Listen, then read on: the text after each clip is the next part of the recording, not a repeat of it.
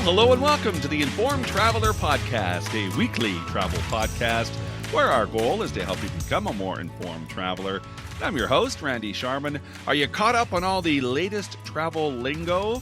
A lot of new phrases are out there to describe various aspects of travel. So in a few seconds, travel expert Onanta Forbes will join us to introduce the latest travel vocabulary.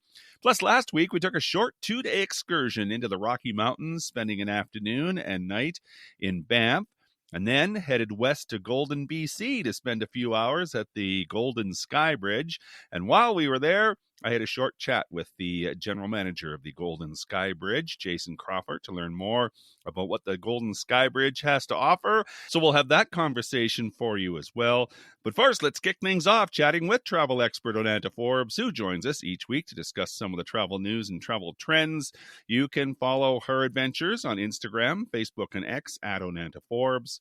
OnantaForbes.com is her website. Hi, Onanta. Hi, Randy. Hi, everybody. We are going to get caught up on all this crazy travel lingo, stuff that I have never heard of. But we'll get a lesson in some different types of travel vocabulary out there to describe different trends, I guess, that are going on. So I'll let you start. There's quite a few of them. Right. So what these the new vocabulary is supposed to be doing is supposed to reflect what travelers are really craving. So less stress, more meaning, and a slower pace. So the first one is land snorkeling, and this is the slow travel trend for curious souls. So this was coined by two Montana artists during a hike near Sedona, and land snorkeling is all about tuning into the small wonders beneath you, like rocks, moss, lichen, and it's experiencing nature with a mindful ground level gaze. It sounds very zen. How would you even come up with that? Yeah, it's like, well, in a lot of these cases, it's things that people had been doing anyway, but just never put a name to it. You know what I mean? Mm-hmm. Yeah. So I do agree with a lot of the things we're going to talk about here. Is that it is nice just to slow down and take in all the wonders and that kind of thing. Yes, and I think that's a very good point, because so many times you're so focused on the next thing, you're not present in the now. And that could be travel or just life in general, because life is kind of busy. So you want to get going, right? Mm-hmm. But yeah, it is good to slow down and to think about what you're doing and enjoying the moment. A lot of people get caught up in the destination and forget about the journey. And, there's a lot of things you can enjoy getting to your destination, right? Yeah.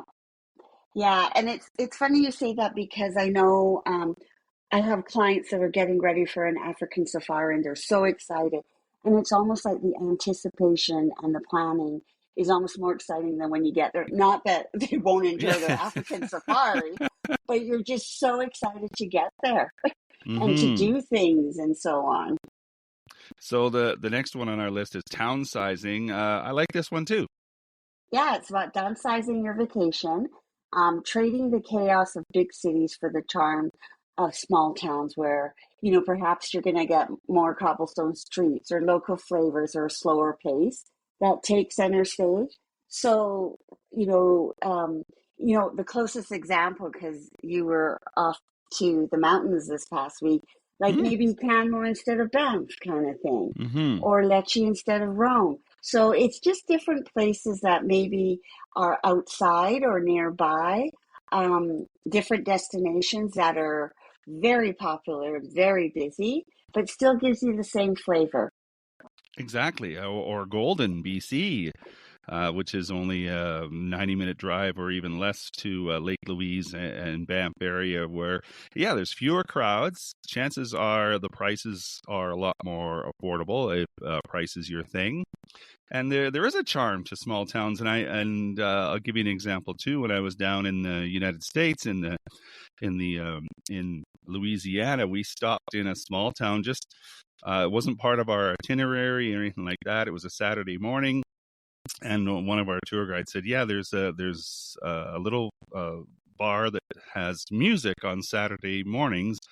And so we decided they asked us if we wanted to take part in this, and we said, sure. And so we drove there, and it was so much fun. And it was just Yeah. in some small little town.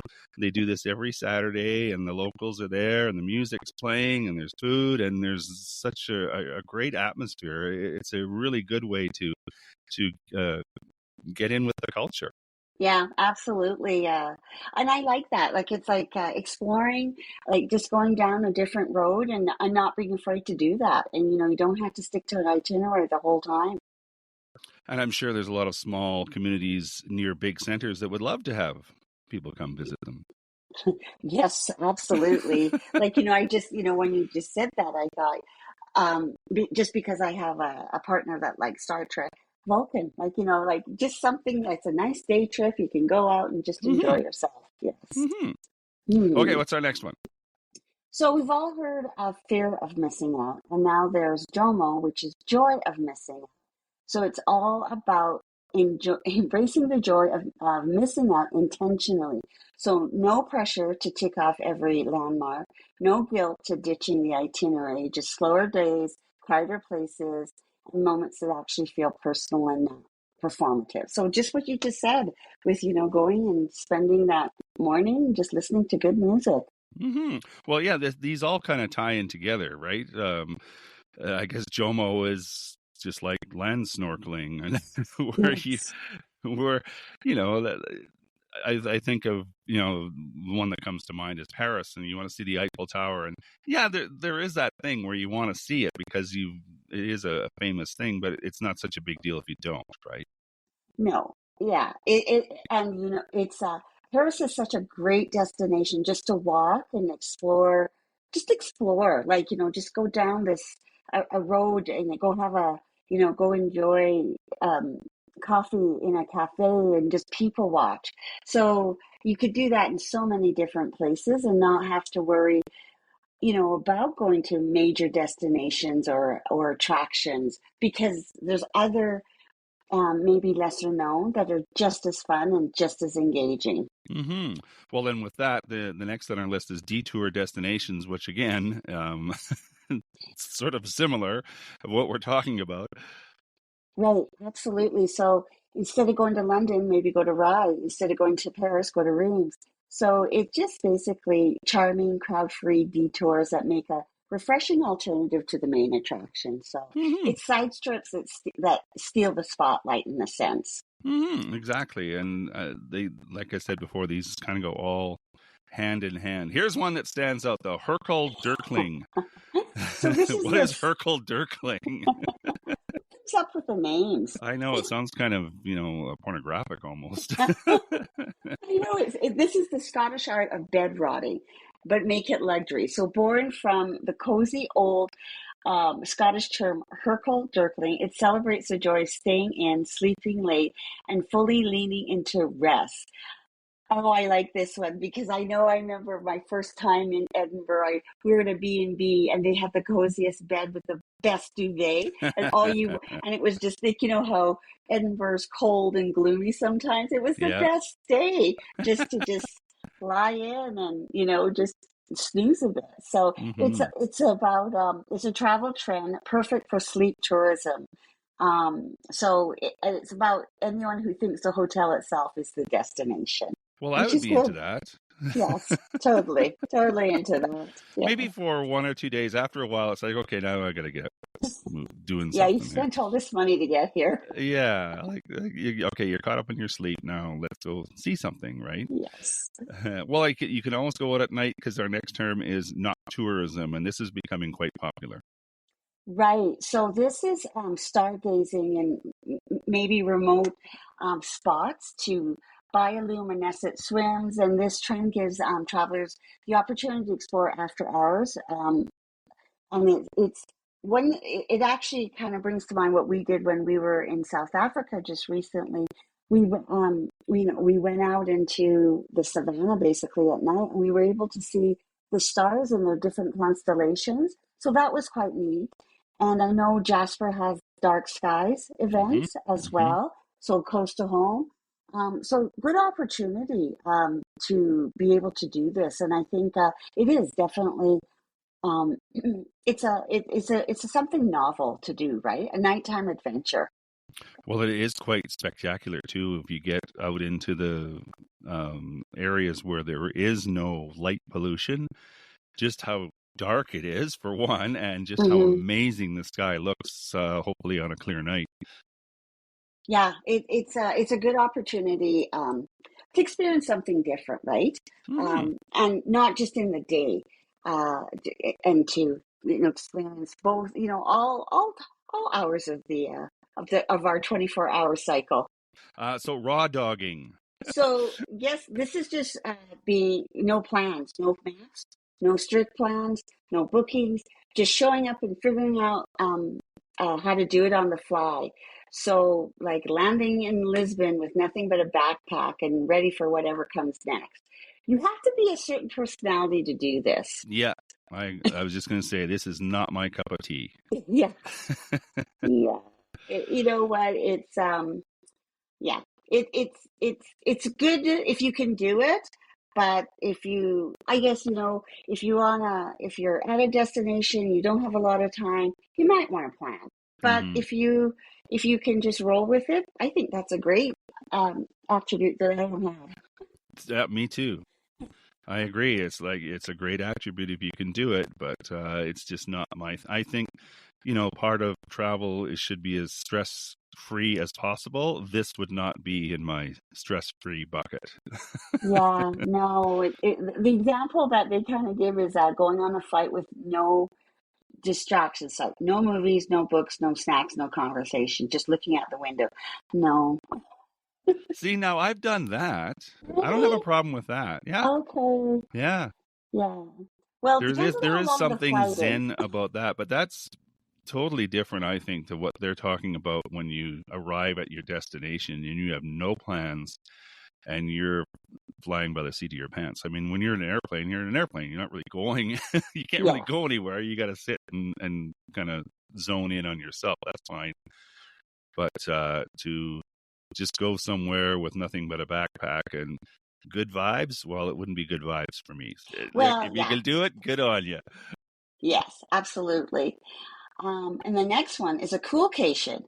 So this is where you're kind of exploring the mountains, or a forest, or sipping hot cocoa in Scandinavia, chasing the northern lights in Canada.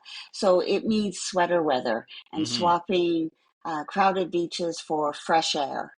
Hmm. I like Huh. that though. I think I like different. I like seasons. Do you? I Yeah, I like do. warm.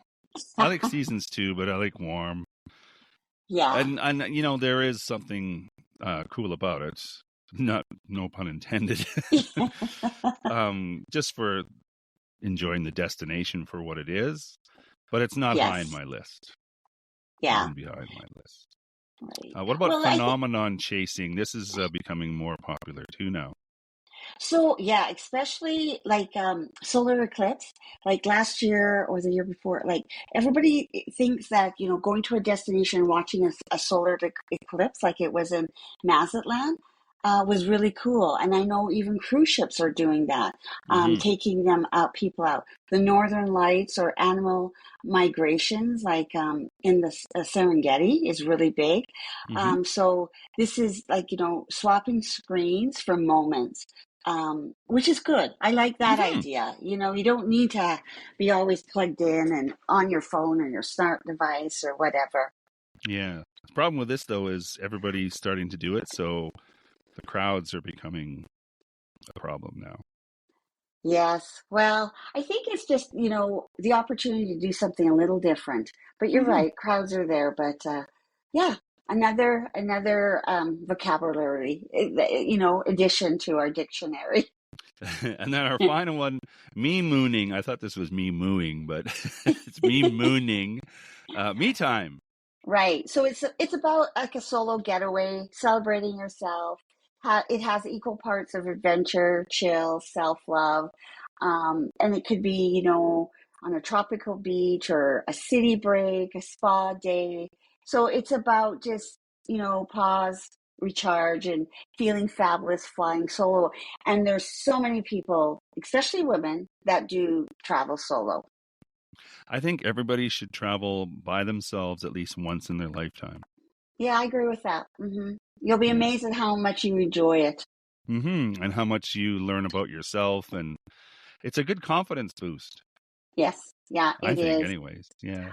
Yeah, and I definitely did that when I it was with a group, but I was traveling by myself, going to India because India is such a diverse culture. Mm, And it was a good way to experience that destination. It was beautiful because you didn't have to worry about somebody else, their impressions of the destination and so on. You could just yeah. focus on what you wanted to do, go where you wanted to go, or not go, just be in the moment for yourself.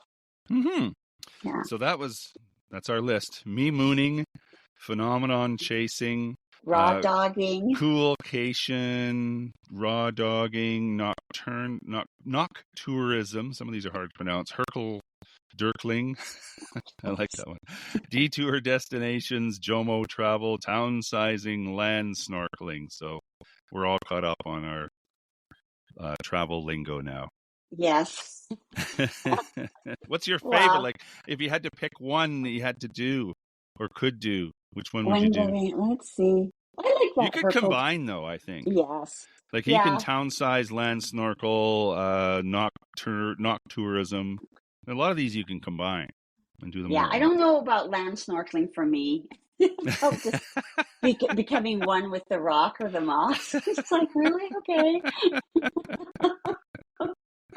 Onanta Forbes is a travel expert. You can follow her on Facebook, Instagram, and X at Onanta Forbes. OnantaForbes.com is her website. Have fun, Onanta. Take care. Have a good week.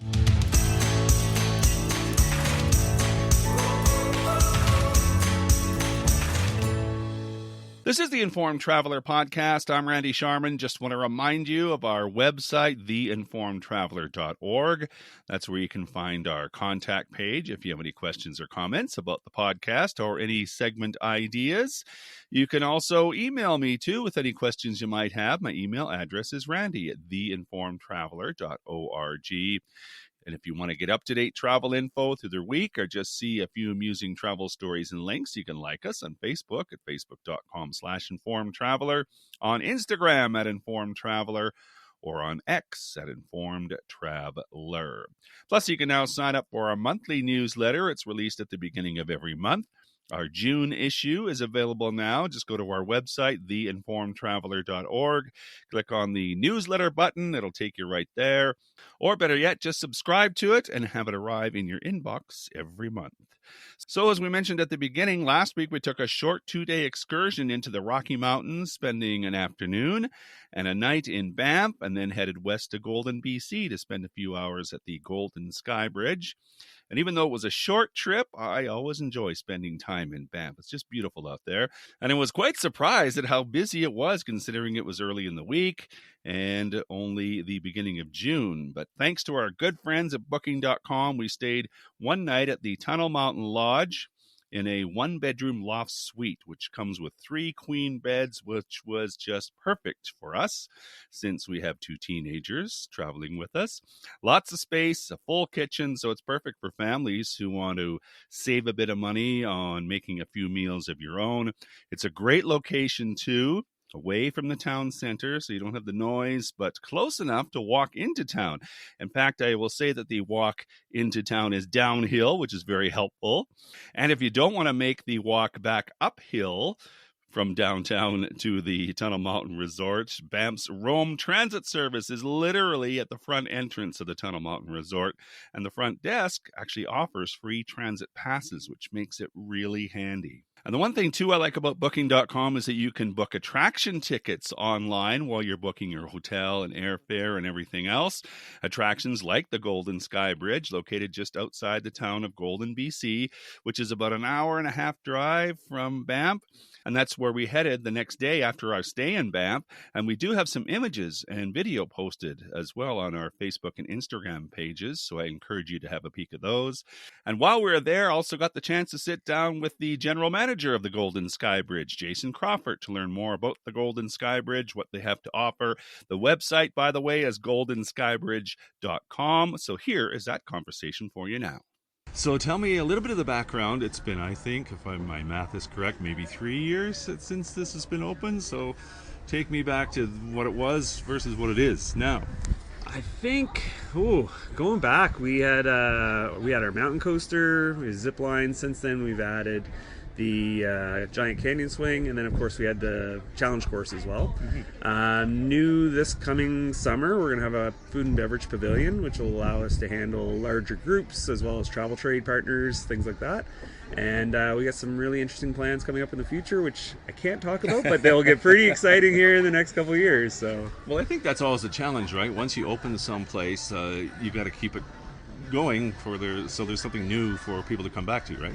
Absolutely, and that's what we hope to keep doing. We have a kind of a long-range plan that we worked on over the last couple of years, and now we're starting to implement that. So we'll hopefully be able to make some announcements later this summer and take advantage of that planning that we've put in place. And it's easy to get to. I mean, the signage is pretty good off the Trans-Canada Highway, no matter what direction you're coming in, right?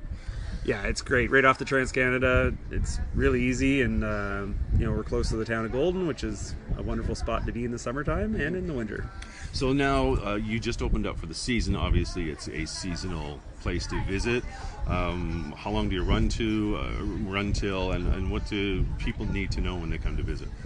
We had a soft opening this year in April, actually, which is our earliest opening ever, and that was just open for the locals so they could come in and use the park and help us work some of the bugs out of our system and get our staff trained. And then we open the following weekend in early May, and we go straight through until Thanksgiving.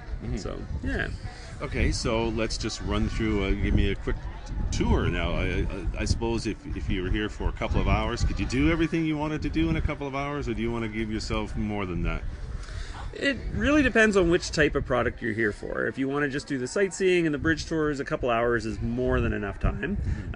If you want to get into using the challenge course and the coasters and the zip lines, that takes more time. So I would give yourself a good chunk of the day for those.